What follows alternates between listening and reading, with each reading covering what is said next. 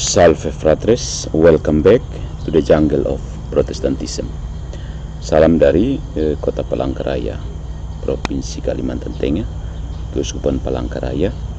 Dan seperti gereja Katolik lainnya di seluruh dunia, Gereja Katolik Palangkaraya berduka cita dan berdoa memohon bimbingan Roh Kudus untuk konklav yang baru. Nah, di tengah persiapan konklav pemilihan paus yang baru, ada tanggapan, berbagai macam tanggapan dari orang yang mengaku dirinya Kristen terhadap pemimpin Gereja Katolik, wakil Kristus di muka bumi ini, yaitu Paus Fransiskus.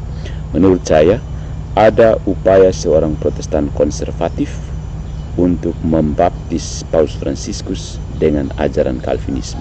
Kita lihat apakah pembaptisan itu berhasil atau gatot alias gagal total. Nah, saya beri judul refleksi kita pada pagi hari ini, dialog atau disorientasi, menanggapi kritik Protestan konservatif yang diwakili oleh Pendeta Patrick Smith terhadap Paus Fransiskus. Ya, ada satu pola yang menarik dalam narasi kelompok Protestan konservatif. Setiap langkah Paus Fransiskus yang menyentuh ranah perdamaian dan dialog lintas iman segera dicurigai sebagai pengaburan Injil. Ini sungguh sebuah ironi ketika ajakan Kristiani untuk rekonsiliasi dianggap lebih berbahaya daripada perpecahan internal yang terus berkembang dalam komunitas mereka sendiri. Ya kan? Nah, mari kita lihat yang pertama tentang sola scriptura, yaitu otoritas yang tidak pernah diakui Alkitab sendiri. Sola Scriptura ini diklaim sebagai fondasi utama iman, tetapi Sola Scriptura sebetulnya tidak pernah dinyatakan dalam Alkitab. Lucunya, doktrin ini justru bertumpu pada penafsiran ekstra Alkitabiah yang dipaksakan menjadi norma universal.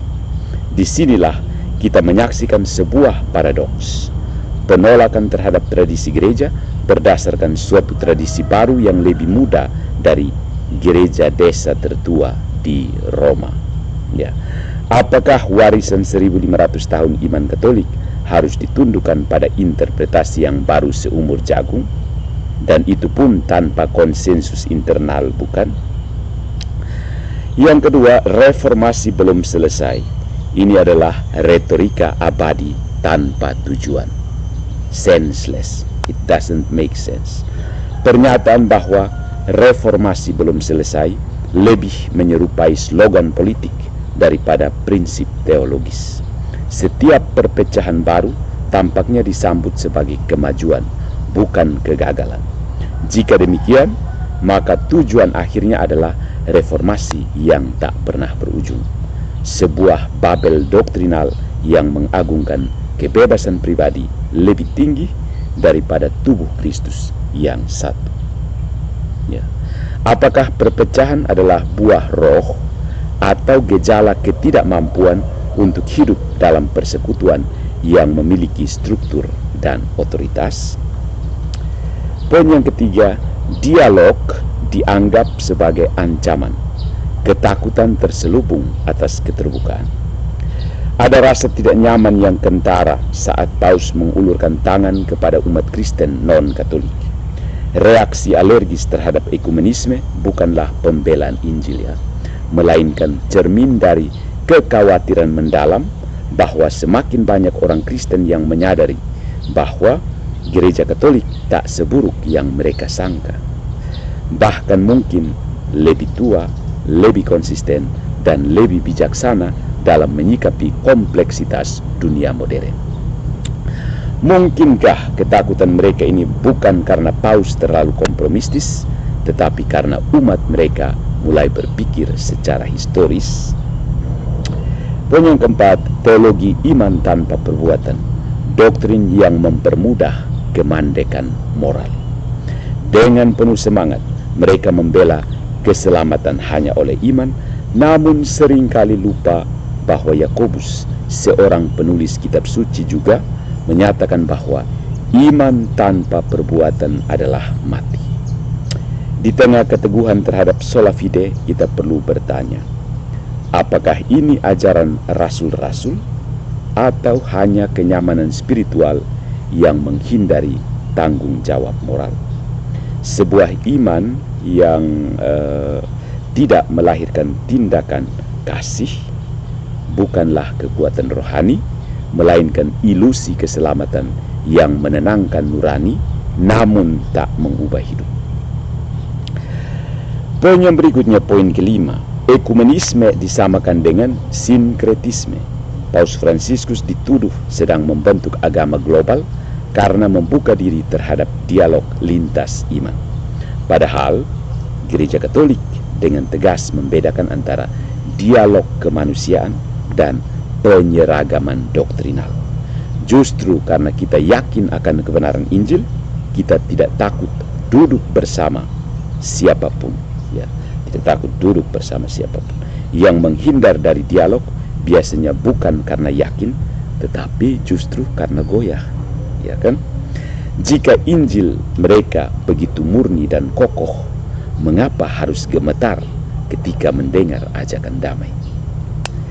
So, saudara-saudariku, iman Katolik tidak takut sejarah.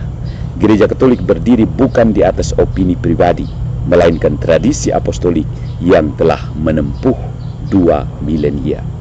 Paus bukan nabi baru, tetapi penjaga tua dari harta yang selalu baru dan selalu lama pada saat yang sama. Tetapi ketika dunia semakin terpecah oleh ego rohani dan mengira kebenaran hanya ada dalam versi mereka, suara gereja tetap tenang. Ut unum sint, supaya mereka semua menjadi satu. Apakah persatuan dalam kasih harus selalu dibaca sebagai ancaman? Atau barangkali seperti biasa yang paling keras berteriak soal kemurnian Injil adalah mereka yang tidak pernah cukup mengenal gereja yang mengalirkannya sejak awal? Saudara-saudariku, pendeta Protestan konservatif Patrice Smith melakukan pembaptisan yang gagal. Paus tidak pernah mendaftar di seminari Calvinis.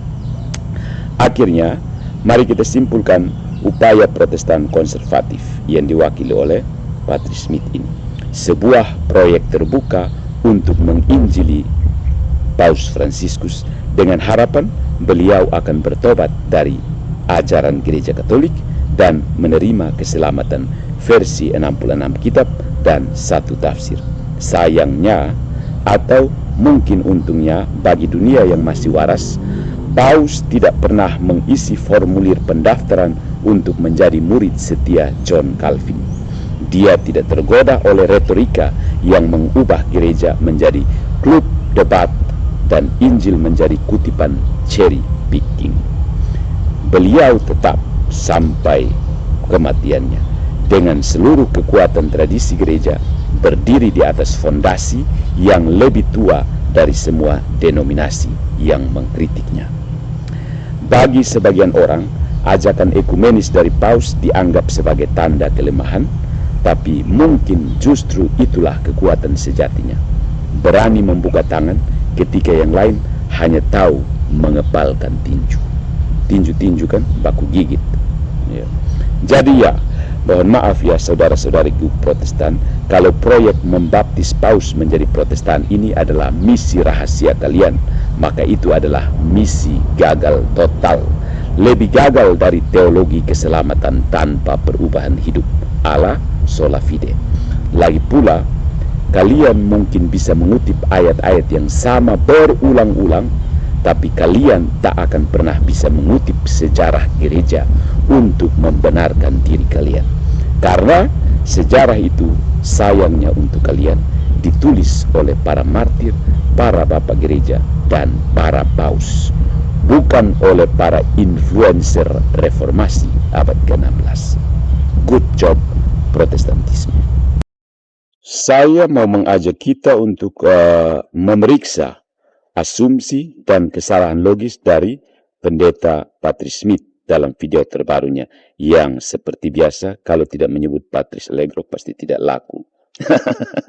Oke, jadi apa asumsi dibalik khotbah dari pendeta tersebut? khotbah menyerang gereja Katolik.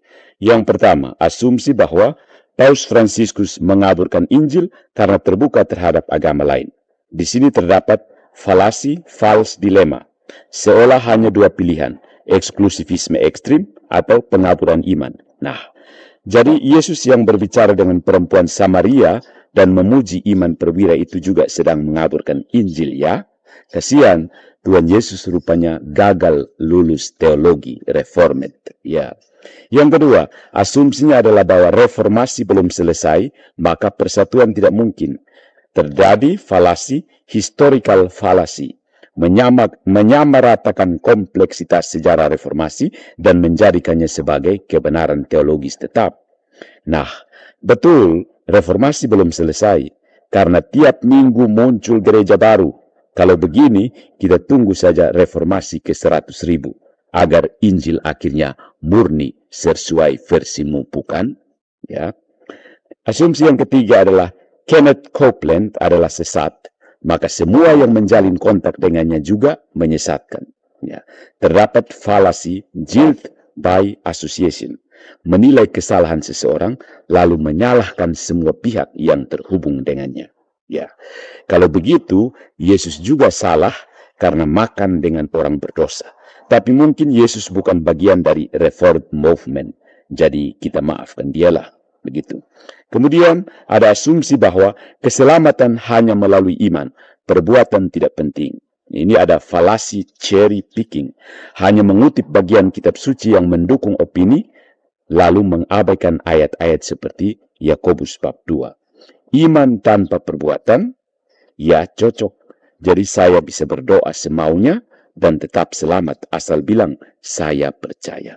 Ini Injil atau kartu bebas masuk surga edisi premium, ya. Saya mencari itu kartu bebas itu. Yang kelima, asumsi bahwa ekumenisme adalah tanda kemurtatan akhir zaman. Nah, terjadi falasi slippery slope, seolah berdialog dengan agama lain akan otomatis menolak Kristus. Tentu saja, ya, sebab satu-satunya cara menjaga iman adalah dengan tidak pernah berbicara kepada siapapun yang berbeda. Yesus harusnya belajar dari kalian reform sebelum dia memanggil pemungut cukai. Oke. Asumsi yang berikutnya adalah hanya Alkitab 66 kitab yang sah.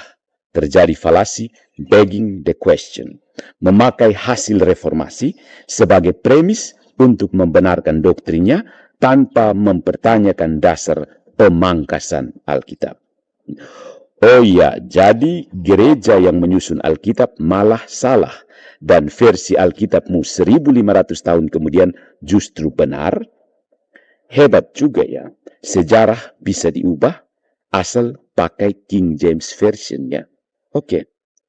Asumsi yang berikutnya, asumsi ketujuh, gereja Katolik sama dengan agama lain karena menggalang kerjasama moral. Terjadi falasi equivocation, menyamakan kerjasama sosial dan moral dengan penyatuan iman. Kalau paus dan pemimpin agama lain sepakat menolak perang, maka mereka jadi satu agama, bukan? Jangan-jangan kalau kamu naik taksi online bareng dengan pendeta Buddha, kamu otomatis pindah keyakinannya Reform Protestan. Oke, jadi jika satu-satunya cara mempertahankan iman adalah dengan membangun tembok kebencian dan ketakutan terhadap semua yang berbeda, maka itu bukan iman. Itu ideologi tertutup yang kehilangan wajah Kristus. Dan kalau kamu percaya bahwa Roh Kudus hanya bekerja di denominasi kecilmu, maka kamu tidak menyembah Allah yang Maha Kuasa, tapi hanya dewa kecil hasil cetakan seminari lokal. Ini seminar STT lokal ya. STT lokal kok mau lawan ini gereja Katolik dengan seminari internasional. Good job, Protestantisme Reform Konservatif.